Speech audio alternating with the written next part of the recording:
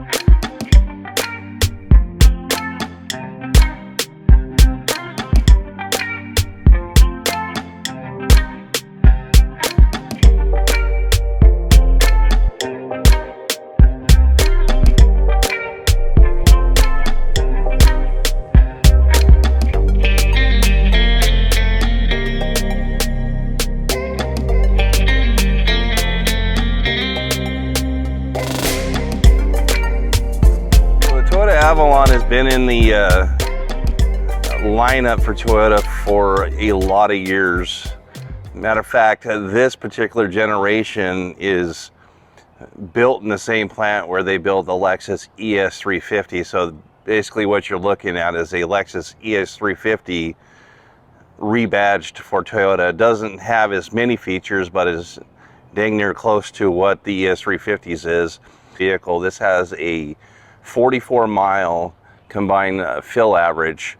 It does share the same powertrains as you'll find in the Camry. So the Camry hybrid system is exactly what's in this one here, but this thing's about 10 inches longer and about 2 inches wider. And just the complementary equipment you get at this vehicle is much higher in amenities than you'll see in the in a Camry. So you'd have to have pretty much a full-blown loaded Camry just to get to what's the base model in this Avalon. If we were getting like the XLE and the Touring editions, which I'm not even sure those even are available anymore, there is a much more bold and aggressive look with the more aggressive grille and stance. This is more of the tamed down. Anything that's LE or XLE, limited to anything of those usually are much more tamed down look and a lot more, I guess, plain and vanilla, but still an incredibly nice vehicle here. So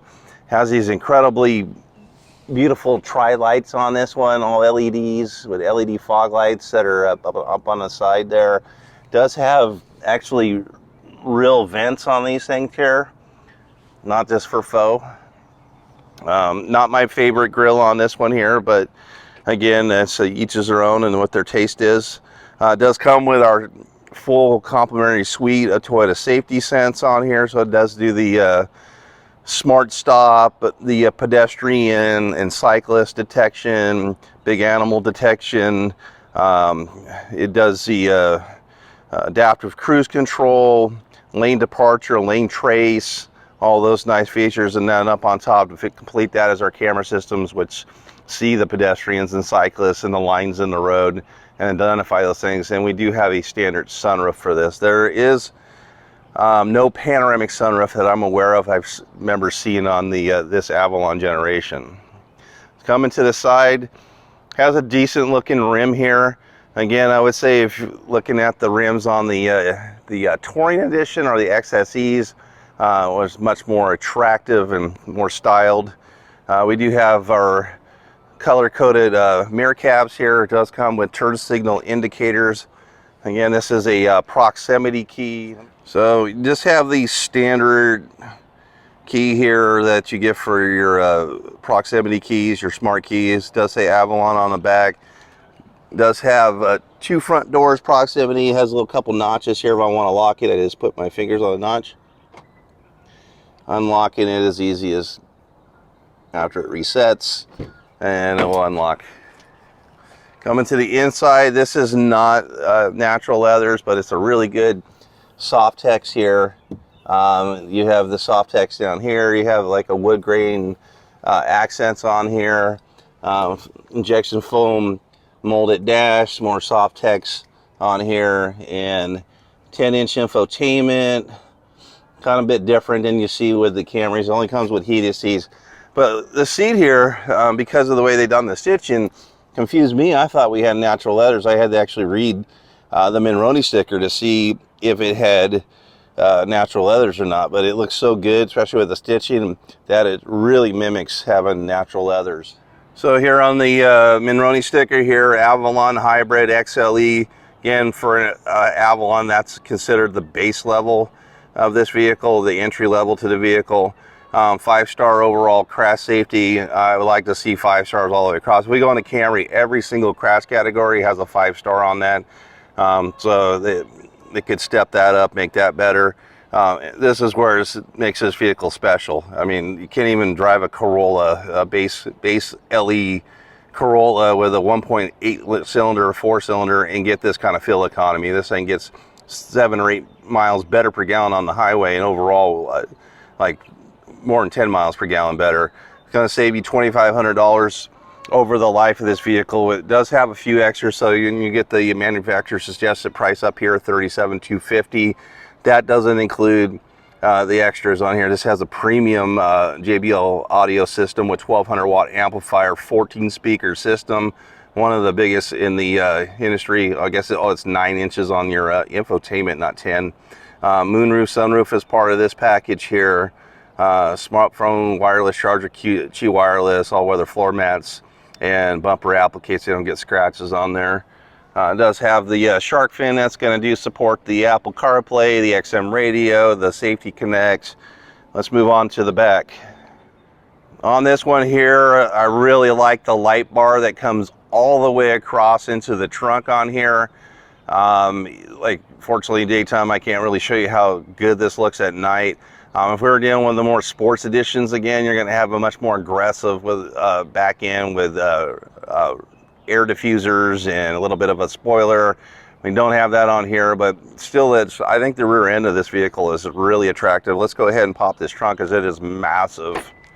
All right, this is at least a Mafia 3 or 4 body trunk here. Good size trunk.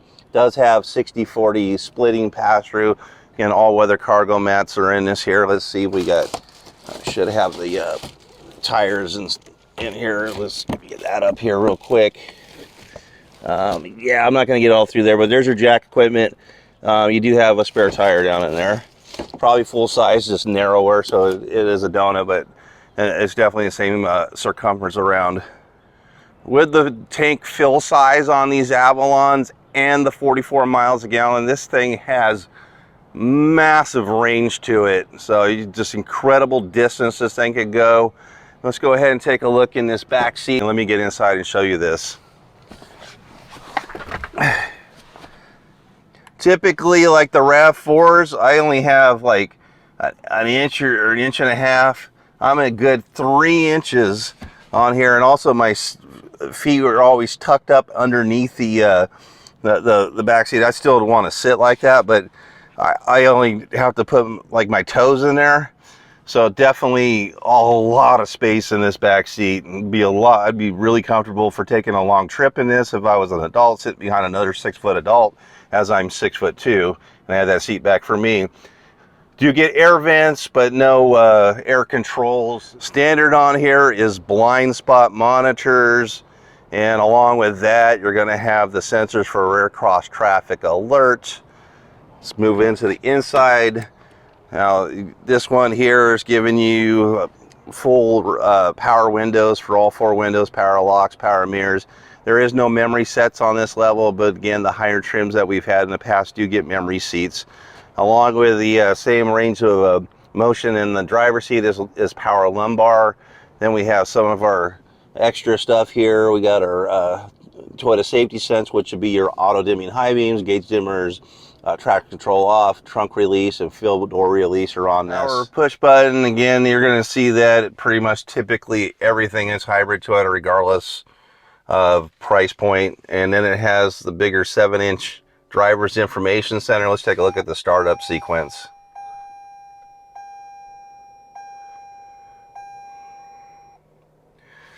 So we have a whole bunch of information on here. Eco screen, you have a digital miles an hour along with the analog gauges on here. Fuel economy, eco score. So you could play, this is really cool. You could actually play a game to see how good you score each time to try to get your best fuel economy. Then we got our navigation systems here, and you'll have your driver support with lane trace assistance and those things there, audio information.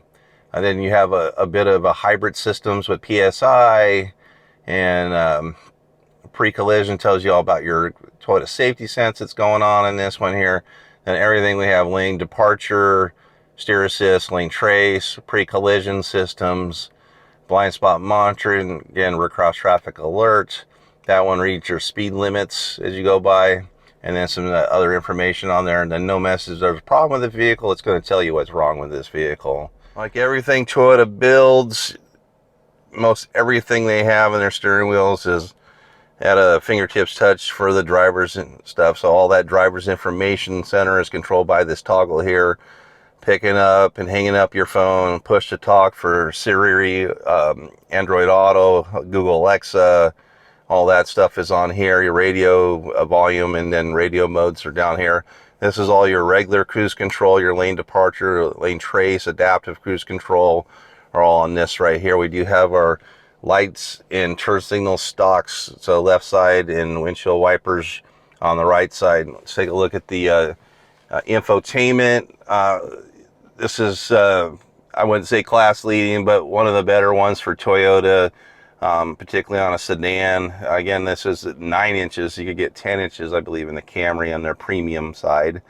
And then let's take a look at this here. So you also have integrated maps. Along with that, we have the connected maps we can use through Apple CarPlay and Android Auto. Audio is on here. It has a variety of sources. So you have AM, FM, Sirius XM, anything you want to bring through your phone.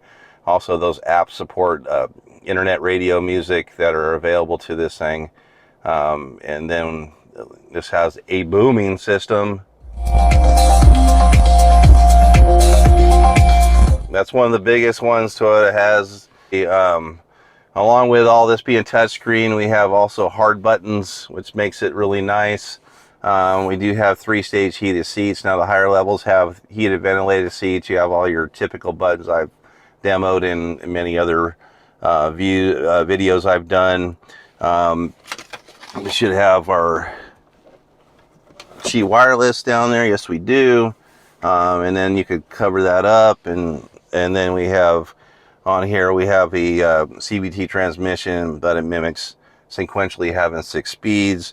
And then you have drive modes on here in Eco, Normal, and Sport. You want to get the best fuel economy. Eco, of course, Normal goes in between both, and Sport's going to get you going zippy. It's also good for driving. Also automatic e-brake. And then we have parking hold brake. Let's take a look at our backup camera on this one here. And then there's no predictive lines, just the blue lines on this one here. And then we do have 3 USBs in there, 2 USB-A's and 1 USB-C in the center console. We have auto dimming rear view mirror on here. I don't see home link on this one here, so does not look like it has garage door memory sets along here or up here. We do have a moonroof and sunroof, of course, so lift up and also open up. SOS, basically OnStar for Toyota. LED lighting is in this, so your dome lights and the vanity mirrors are not. So. All right, let's take this for a little drive, see how refined it is. Again, this is a luxury car. Basically Toyota's most premium sedan, and again, it's an ES350 Lexus rebadged with a few less options than you would get it from the Lexus brand side. Definitely can feel some bumps in this one here. I wouldn't say it's riding nice. So an old guy I used to work with, retired now, he would say this. He say you drive a Camry, but you ride in an Avalon.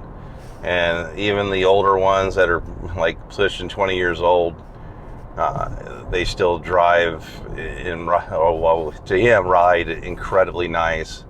So it's quiet, and definitely you can feel the suspension here just sucking up the bumps and kind of floating over these bumps here. A little bit more when I was just getting going. Again, it seems like this car will float more once it's moving along. So let's go ahead and do the S-curve here.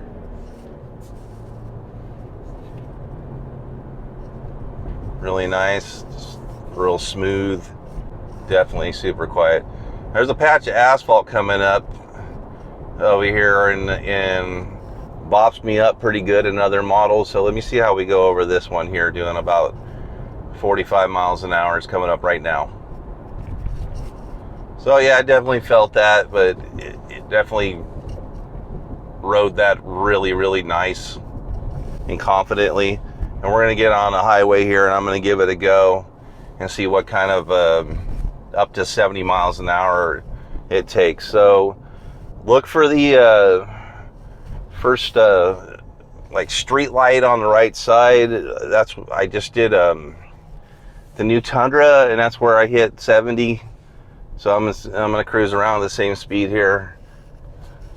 Right, not the first drive, but the big pole there. So that big Sacramento pole,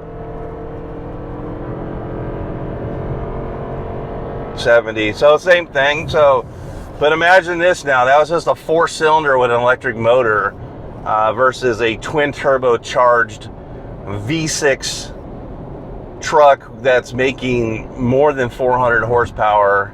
That these things have similar zero to like, well, not zero, but a crawl to 70 miles an hour. Definitely the V6 is faster, but I wouldn't say a whole lot faster. Maybe a 0 to 60, and that's probably another second or so. And then definitely rode this curve here pretty well. I mean, just nice refined ride. Definitely feel how nice this thing rides when it's up to highway speeds. It just seems to be floating over all this different undulations and imperfections in the roads around here, especially California with our earthquakes and the ground's always moving. Our roads are always busted up, and that's why we have asphalt highways here instead of cement highways, because they just break to pieces. That we did cement versus when I was in the Midwest, there was a lot of cement highways out there because the ground doesn't move. Mike Hamilton at Lithia Toyota, what an amazing riding vehicle. Incredibly nice, just floating over everything, especially when you get up the highway speeds. Just a cushy ride, and pretty much the best ride Toyota has going on. You know, basically, again, you're in a Lexus here. And I always thought this was like kind of a hidden secret for our vehicles. Again, it's kind of the high price point for what it is, and so that's probably why it didn't attract a whole lot of buyers unless it had really good incentives. But again, looking for something that's roomier and definitely got all the comfort and tremendous fuel range and economy, this is the vehicle to look at. Thank you for watching. We'll see you next time.